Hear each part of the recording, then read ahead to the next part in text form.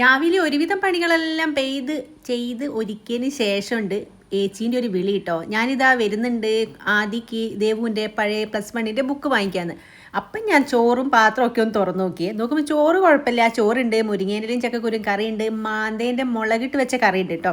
അപ്പോൾ ഇനി അടുത്തൊരു പരിപാടി എന്താണെന്ന് വെച്ചാൽ കുറച്ച് മാന്ത ഞാൻ ഫ്രിഡ്ജിലോട്ട് എടുത്ത് വെച്ചിട്ടുണ്ടായിരുന്നു. ആ വലിയ സൈസ് മാന്തയുണ്ടല്ലോ അതാട്ടോ. അതിങ്ങനെ 3-4 കഷ്ണാക്കി മുറിച്ചിട്ടാണ് മുളകിട്ട് വെച്ചത്. അപ്പോൾ ഒരു 3 ഞാൻ അവിടെ എടുത്ത് വെച്ച് രാത്രി പൊരിക്കുകയോ അല്ലെങ്കിൽ നാളെ എടുക്കാമെന്ന് വിചാരിച്ച്. അപ്പം ഇനി വരും എന്ന് പറഞ്ഞ സ്ഥിതിക്ക് എനിക്കിപ്പം ഇവിടുന്ന് എവിടെയും പോയി ചിക്കനൊന്നും വാങ്ങിക്കാൻ പറ്റൂല കേട്ടോ. അപ്പം ഞാൻ വിചാരിച്ച് ഇതങ്ങോട്ട് വറക്കാന്നേ. അത് അന്നപ്പോൾ കുറച്ച് ബുദ്ധിമുട്ടാണ് ഇത് എടുത്ത് വറക്കാൻ. അപ്പം എന്നാലും ഞാൻ എൻ്റെ ഒരു പരീക്ഷണ സഹിതം ഇന്നൊരു സ്പെഷ്യൽ വറക്കലാട്ടോ. കുറച്ച് തേങ്ങ മുളകും ഉപ്പും ഒക്കെ ഇട്ടിട്ട് കൂട്ടി ഇവിടെ വെച്ചിട്ടുണ്ട്. പിന്നെ അതാദ്യം വെളിച്ചെണ്ണയിൽ കറിവേപ്പില ഇട്ടിട്ട് നന്നായിട്ട് വറുത്തെടുത്തിട്ടോ. ഞാൻ എപ്പോഴും വിചാരിക്കും ഇതെങ്ങനെയാണ് വറുത്ത മീനിൽ തേങ്ങ ഇട്ടിട്ട് ആ മോഡലിൽ നമുക്ക് ഹോട്ടലിൽ നിന്നൊക്കെ കൊണ്ടുത്തരുന്നതെന്ന്.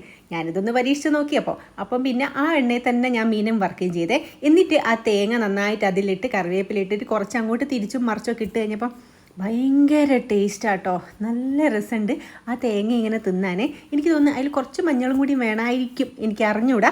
ഒരു പരീക്ഷണമാണ്, പക്ഷേ നന്നായിട്ട് വിജയിച്ചിട്ടുണ്ട്. കുറച്ച് പപ്പടം അങ്ങോട്ട് കാച്ചി.